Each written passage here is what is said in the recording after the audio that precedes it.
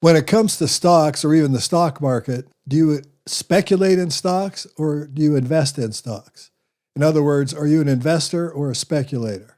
Maybe more to the point, do you even care? And another point, do you even know the difference? And should you? And would it change your behavior if you did? Well, in this video, we're going to look at the distinctions between speculating and investing. And by the way, there's no value judgments here. We're not going to say one is better than the other.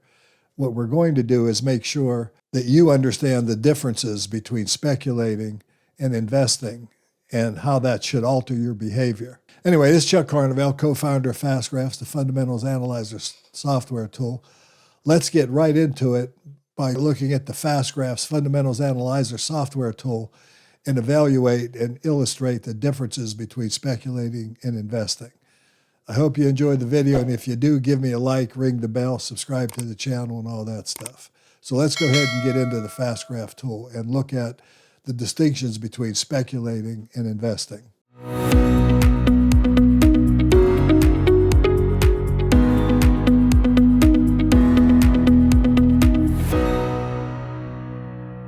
All right, I'm going to start here with Ameriprise Financial and the fast graph on it. Now, I'm going to take some things off of the graph so that you see the graph from the essence, and I can use this to illustrate some of the differences between investing and speculating actually are. Now, for one thing, investors are looking at the business behind the stock, and that's what I've got on the graph right now. This is a picture of the company's operating earnings. And just by looking at this picture and looking at where this operating earnings orange line has gone, and by the way, this is drawn at a 15 multiple, so this is 15 times earnings of the company. And you can see that this company went through the recession of 08 and 09. It did have some earnings issues. They actually generated a loss during that period, but then they recovered very strongly. And you can see their growth has been pretty consistent, occasionally flattening or dropping. We had the same issue in COVID, but in the long run, this has been a very strong growing company with averaging about a 13% growth rate. Now, one of the first principles of investing versus speculating is this is what investors are looking at. Investors are looking at the company behind the stock. They're looking at the fundamentals and trying to determine the intrinsic value or fundamental value of any stock they're interested in investing in. And that's what this graph shows. Now, in the long run, stock price will track earnings. And I've talked about this many times in videos. So let's put weekly closing stock prices on here, and you can see that prices of Ameriprise have tracked the company's earnings up or down. Now, also notice the line is a lot more volatile. So one of the points I want to make about the difference between speculating and investing is that investors focus on that orange line.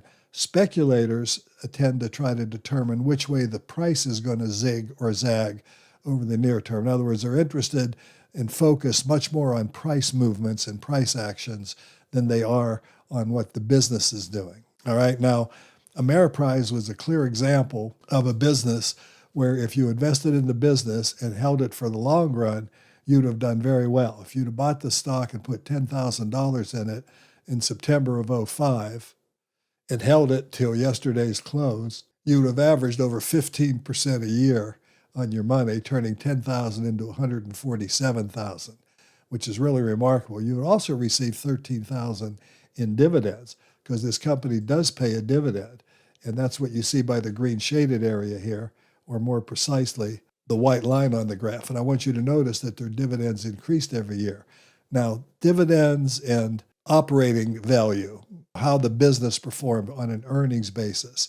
And by the way, when you're actually analyzing stocks like this, you look at other areas. You look at cash flow and not just earnings. You look at sales and a lot of other things, but that's not what this video is about. This video is simply about, as an investor, you're focused on not the white line in this particular graph, not the price line, but you're focused on how the business is performing as an operating company. So that's one big distinction. All right, now there are several examples of speculating. So this is investing. All right, and let's look at a rather benign company here. Let's look at Kroger, which is a food company, about as basic as you can get. Let's look at Kroger from the standpoint of the business first. And once again, you see here, I'm going to take dividends off the graph just so that we're focused on the company's earnings in both iterations of dividends. So here again, we see a company that has grown earnings. Now, this is a very consistent picture, and this is a business where this company has grown earnings at 8.66%. Now, to understand this distinction, if I take everything off of this graph and just put price on the graph, here is where you really see the distinction. You see, when you're looking at Kroger, when the price is going up like this, the stock has momentum and emotions are heavily involved. And when the stock is dropping like this, emotions are heavily involved. And you can see all these volatile periods that have existed during this, we'll call it relatively conservative food retailer, grocery store over the years. And this is what speculators are doing. They're trying to guess which way these stock prices are going to zig or which way they're going to zag. Now, as an investor, once you put the fair value on there, the intrinsic value, which is the orange line, now you have a perspective of whether the stock is trading at a high risk, high valuation, or whether you can buy it at a very low risk, low valuation. And so concern with risk is one of the other ideas that separate the speculator from the investor. The other thing is the fact that investors tend to be looking at this long term, where speculators are more interested in what's going on now, what's going on in the short run. How's the stock performing? Is it going up or going down? And that is a case like looking at another food stock, for example. If we look at General Mills here real quickly, we will see that General Mills, if we're looking at it from a standpoint of recent performance, forgetting about the fair value, the recent performance, the stock has been doing badly. Now, a lot of speculators would immediately turn away from this stock on the idea that it's been underperforming. Okay, but what they would really need to do is look at the stock in relationship to its business value. And here they would recognize that the stock was overvalued and very risky. This is the investor now. And it has come into fair value and is now beginning for the last couple of years is trading at a rational valuation that would allow you to invest in the business, which is the orange line in the green shaded area, which is all the earnings, that is growing at 5 or 6% a year. And by investing in it at this low valuation and holding it for the long run, as you could have done, for example, here, this is very close. This is a 13 PE ratio, which is what the stock is currently trading at. And if you held it just till it traded into fair value, I'm not going to hold till last day, you make 8 or 9% a year very conservatively without taking on a lot of risk because you were buying the company at a sound valuation and you were focused on how the business was performing. And since the business continued to perform, and since the dividend was rather consistent, they didn't grow it every year in cases Kroger's, but they did pay one every year. Okay, so that distinguishes it from an investor. Now, where the lines kind of cross a little bit between investing and speculating would be available in a company like Amazon. Let's look at Amazon. And when I look at Amazon, I like to look at Amazon utilizing cash flow rather than earnings because this was a company that was actually is known to be a great growth stock, and they were reinvesting all of their cash flow into the company, which had an impact on their earnings. So although their earnings weren't good, their cash flows, as you can see, were very strong. And I want you to note that the company's stock price tracked those cash flows. But here's where a buy and hold prudent investment, if you were focused on looking at those cash flows and not worried about the stock price and not focused on the stock price, you would have seen a company that grew at almost 28% a year on average. And then if you'd have bought this stock, had the fortitude or the insight to buy it when it first was coming out here, even at a very high valuation, we're looking at buying at a priced operating cash flow of 31. It's trading at a priced operating cash flow at 19 now. You still would have turned $10,000 into over $1 million. This is what investing is all about, by investing in a great company and holding it for the long run. Now, speculation gets pretty wonky in certain cases. So let's look at a case of a recent speculation that some of you might be familiar with. This was going on a couple of years ago. And let's go ahead and look at the stock GameStop. Okay, and what you see here, and I'm going to shorten this time frame, there was actually no fundamentals underpinning the stock during this time. I want you to notice the company was losing money. They lost 50 cents a share in 21. They have a January fiscal year. They lost $1.10 in 2022. They lost another dollar, but let's just focus on these 2 years here. During this time, you had some crowd sourcing, if you will, with the Robinhood, I think it was called, where investors were speculating in the stock, and the stock went from a really low $4.42 price. In January of 2021, you could have bought this stock. I've hit it here at $5, but it went up by January 29th. That's only a couple of weeks. It went up 815%. So we're looking at pure speculation here. Clearly, by just looking at this graph, you should be able to see that there's no value underneath this stock. There's no earnings. There's no cash flows. There's certainly no dividends. This was just speculation. But then the result of that was, if you'd have held on just a little bit longer, your investment then would have fell over 80% by February 12th of 2021. That's what speculation is all about. Now, you can see the nervous reaction. Then the stock recovered again, and then it dropped again, then it recovered again, then it dropped again. And over longer term, because there is no fundamentals, or there are no fundamentals supporting this stock has just been in a big downtrend. I'm not taking tops or bottoms here. It's been a losing investment over the last 4 or 5 years. But there was this little period of time here where speculators were getting rich, and simultaneously speculators were going broke because they were speculating in GameStop. There was no investing going on in GameStop. Now, some of the key things here that you need to understand about this, when you're looking at this and considering there's speculating and investing, the reason investing is a long-term concept, let's look at a company like Cencora, which is a healthcare distributor. And we're talking only at history here. They've achieved a 13.5% earnings growth rate over this period of time, which goes back to 2005, 2004. And again, when I take price off the graph, you can see that the company's had a very consistent earnings growth rate. They also pay a small dividend, but their dividend has actually been pretty consistent and grown as well.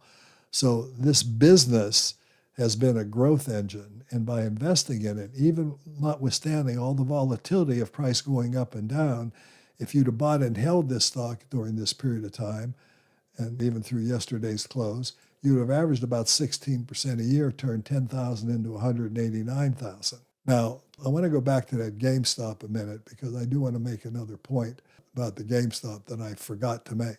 If I go to GameStop and play the game with just the price movement, again, if you'd have bought it here when the price was low and held it up here for that 1 month period of time from December 18th to January 31st, you would have turned $10,000 into $207,000 in a month. That's like an 8 gazillion. I don't even know what that number is, an 8 gazillion rate of return. But that was pure speculation. But then once again, keep in mind that that return virtually vanished in another month's time. And that's the epitome of speculation, if you will. From this high peak here, it vanished. And of course, investors who were making that kind of money were in high con, but they were speculating. Okay, they were chasing stock price. They weren't investing in a prudent company. Because once again, if I go back to the Cencora example, I want to make a point. The company grew at around 13% a year. So earnings went from 80 cents, and they didn't get to $1.69 until almost 5 years later. You can use the rule of 72 and figure out what that means. If you take the rule of 72, for those of you who don't know it or haven't ever been familiar with it, and you divide the number 72 by a rate of return, we're going to call it 14% here just for simplicity's sake. So if I take 72 and divide it by 14, I get 5.14 years. That's just telling me it's going to take 5 years to double the money. Now, the point I'm making is an operating business, if they were earning 81 cents in 05, and I go 1, 2, 3, 4, 5, it's in that 4.5 or 5 year period where the earnings actually double. Now, this was actually a different growth rate here, but you'll see that here we got $2 worth of earnings, 1, 2, 3, 4, 5, before we actually double that or come close to doubling. It actually doubles between those years here. It's that fact of growing earnings, which happens slowly. It takes years. That's why I always say it takes 3 to 5 years to really judge an investment, because stock prices are very volatile, and they can be very volatile in the short run. Okay. And if you look at companies that are historically been solid growers, like a stock like Davita, you can see that the price tracks that, but the price does get out of whack. And this just means it's a period of high risk. But again, if you're a day trader, or if you're actively forecasting or using technical analysis to chase prices, you would probably buy and sell a stock like this numerous times over this period of time. You're very unlikely to hold it for this length of time. That's really the difference between being an investor and speculator. Now, a couple of points I want to make. Is speculating bad? And is investing good, or vice versa? Or which should you be? Well, I think you have to follow your own heart. What kind of risk tolerance are you willing to take? How actively involved do you want to be in your investing strategy? One thing about the buy and hold strategy, it takes less work to focus on the businesses, because they only report earnings 4 times a year. And that's really when you need to focus on, how's my business doing? Now, with a tool like Fast Graphs, you can also see whether you're at jeopardy, whether the stock is very high or very not. Another thing come to speculating is when the fundamentals aren't supporting the investment. Now, let's look at one of the more popular speculations that exist in the world right now. And I'm going to put this into perspective and why I'm talking about Palantir being a speculation and not an investment. Now, if I only looked at the company's earnings growth, it's been a very consistent grower. In fact, if I take a couple of years off the graph here, you can see that they've grown earnings by about 70% a year. Okay, but when I put price on the graph, even at that very high growth rate, the price has gotten significantly high. Now, one way that you can tell whether you're speculating or investing is by utilizing the concept and focusing on the concept of earnings yield. Okay, so here's some very strong growth here over this period of time. We had 300% growth in 23. We had 64% growth in 24. And by the way, I'm going to get rid of the forecast data here. And I only want to look at what the stock has done as an operating company during this time frame. That's what I'm really focused on. And it's had really good growth. But if you're looking at the price today, it's trading at 247 times earnings. All right, let's go ahead and put it back into its full format. Now, what does that mean? Okay, these are the earnings that the company's generating. And everyone understands dividend yield, which is a company pays out a percentage of these earnings and gives you a yield. Well, earnings yield just simply says they pay you 100% of their earnings. So if you bought Palantir today, invested in it today, your earnings yield would be 0.4%. In other words, if Palantir gave you every dime's of profit that they made, your yield on your investment would be less than 0.5%. Now that defines speculation. Okay, you're simply speculating on the price going higher. And of course, you'd have been doing it here. This was a PE ratio of 113, was still extremely high. But that didn't stop the stock from rising like this. And there are many examples of this happening in the past to really horrible consequences. For example, and I've talked about this before, there was a time when PayPal was one of the hot stocks in the marketplace. And there was a time when, like Palantir, its valuations got exceedingly high relative to the fundamental value of the business. Here at this point, this is the 25th of December, Christmas 2020, it was extremely high. The PE was 61.7, okay? And if you'd have bought the stock when it was trading at these very high valuations here in 2020, like I was just showing you a minute ago, that's pretty close. Your investment would have shrunk to $3,000, $3,300. You'd have lost a significant portion of your money because people here, this was all speculation. The investing was this growth. Had you bought it when it was near its growth rate and held it till today, as an investor, you'd have averaged about 9% a year. And again, that was overpaying for it back here because you couldn't buy it at fair value even back then. All right, so that's one of the distinctions between speculating and investing. But it takes time for a company to build value. And the value comes from the company growing its earnings over time. there are several examples of stocks that you can look at. I showed you like General Mills. I talked about Pepsi. All right. And Pepsi is a company that has grown earnings at a reasonable rate, about 6% a year. This is a very conservative, A-plus rated food company, soft drinks and non-alcoholic beverages. And as you can see, the stock price has tracked earnings at a relatively high multiple. It's reasonably come into fair value. Now, that's an investor, as if you bought and held Pepsi over this entire time frame, acting as an investor, you'd have made about 7% a year. Okay, I had a comment where a guy said that Pepsi wouldn't even cover inflation.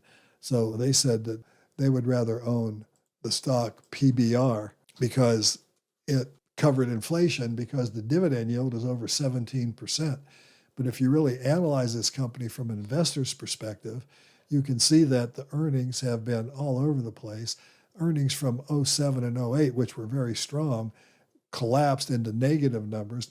Then they grew again, then they collapsed again. But if you'd have bought this stock back even as, I'm trying to be conservative here, as early as November of 05 and held it till today, you'd have only averaged 4% a year, where Pepsi would have made you a lot bit more money, a lot more consistently. Plus, I want you to note this company has cut their dividend several times over the time where they've completely eliminated it or just paid a very low dividend before they start paying a high dividend again.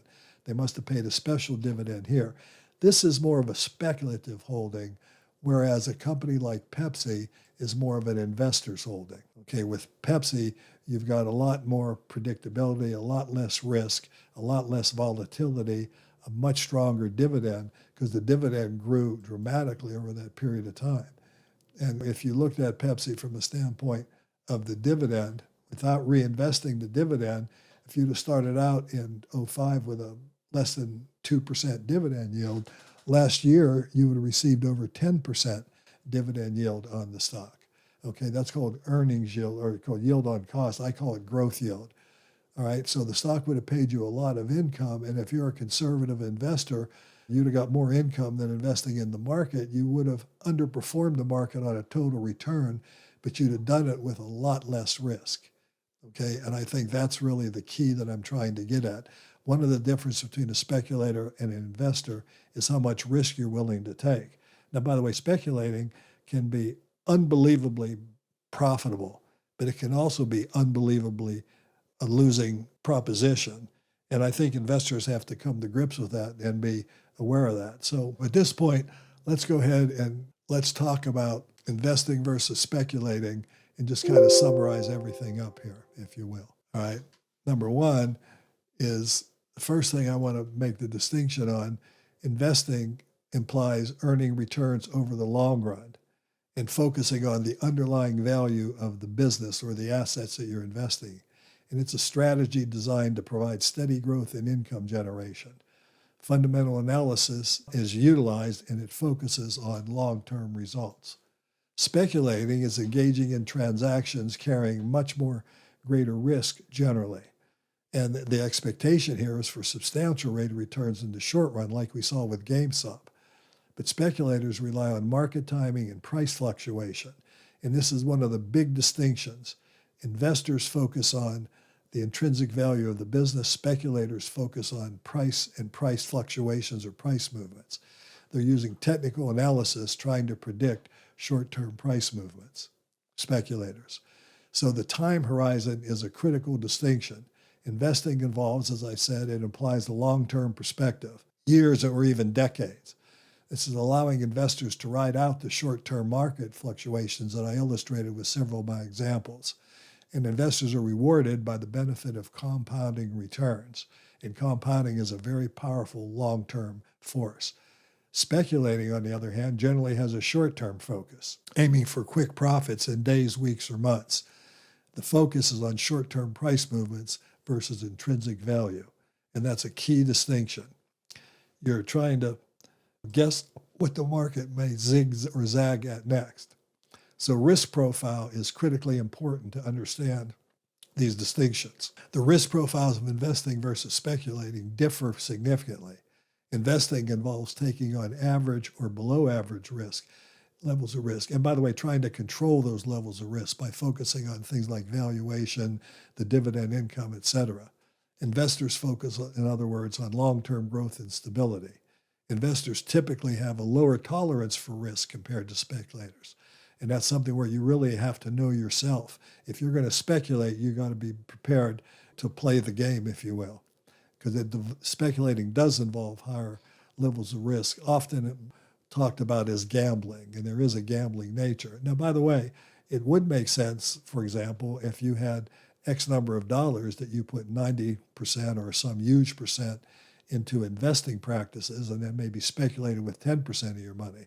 I don't want anyone to get the implication that I'm saying speculating is bad, but speculating is dangerous and it is aggressive because you are making bets that can result in very high short-term returns, but they can also result in significant losses. And another thing speculators are often to do, speculators will use leverage, which can increase risk. But again, true speculators have a higher risk tolerance, so they're willing to do those kinds of things that are a little bit dicier. They're willing to even accept a total loss in pursuit of quick profits. Most people aren't emotionally built that way. Investors follow buy and hold strategies, to summarize it up. Speculators engage in things like day trading, swing trading, short selling, event-driven speculation. This would be AI, would be a great example of that. Okay, so when you're looking at investing versus speculating, it is real important to know the difference. And there is happy medium ground. Let's go back into the fast graphs here and let's look at something like Nvidia. And again, I'm going to shorten this time frame. You can see things clearly. Nvidia's stock price has followed its earnings growth. And after AI came out and earnings growth exploded, Nvidia's stock price exploded. Now, if you're looking at what's going on in the future here, you don't have a great risk profile in that the company is expected to grow earnings at 28%. One of the things I've said in the past is you really can't overpay for a company that's growing very fast and lose money. Now, if this traded at a 28 multiple or its growth rate, as Peter Lynch taught us, and it actually earned this amount of money that these large universe of analysts are expecting, you could make 8.5 or 9%. That's almost, we'll call that a conservative reality. Now, if you look at how the market has typically valued the stock over the last 5 years, the normal multiple has been like 48. This would make Nvidia very attractive now. This is growing earnings at 28%, but applying a 48 multiple. But you can use this little drop down here on fast graphs and evaluate. The 20-year multiple has been about 35. Okay, so let's use the lowest that I see here on here and put the normal multiple. If the market continues to apply a very high multiple like 34 or 5, you could still make double-digit returns owning Nvidia. So my point is, Nvidia has some speculative aspects to it as an investor, but it also has some investing aspects to it. So you can be considering yourselves investing in Nvidia, but speculating ever so slightly.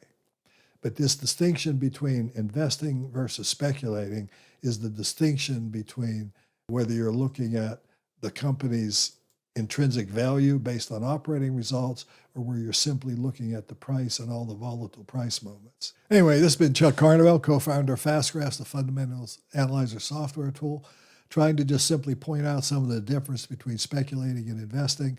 And I want to be clear, I'm not against speculating. What I am against is speculating and calling it investing because it's totally different. You should know what you're doing when you're laying your hard-earned money down. If you're willing to speculate and willing to take the risk, then do it. Gambling is not necessarily bad. There are great poker players that can actually do very well playing poker against other poker players because they have the knowledge and the skill. And of course, the other distinction between speculating and investing, speculating requires a much more involved attention to detail. You've got to be constantly watching your positions, constantly checking on it. Where with an investor, if you find the right companies and buy them at the right valuations, you can kind of set it and forget it, so to speak. So just understanding the difference between investing and speculating. And one of the reasons I bring this up, and one of the reasons I did this video, I am a buy and hold investor mostly. I do speculate a little bit with money, but the majority of money that I run for other people or for myself is run as an investor, where I'm trying to focus on the intrinsic value of the business. Doesn't mean I don't speculate here and there, and doesn't mean I'm not willing to. But when I do, I recognize and I understand that I'm speculating. And I very seldom use my serious money to speculate. I use money that I could afford to lose if that were to happen. But I get a lot of investors talking about that come in as speculators or day traders and make comments that don't really relate to the type of videos I'm producing. I'm producing videos generally for the investor side. Every now and then I'll put a speculative video out there, but it's generally for the investor. And I think it's important for everyone to know that. So anyway, I hope you enjoyed this video. The idea here is to just simply invest or speculate with your eyes wide open. Know which one you're doing and why you're doing it and what the consequences might be. Thanks again.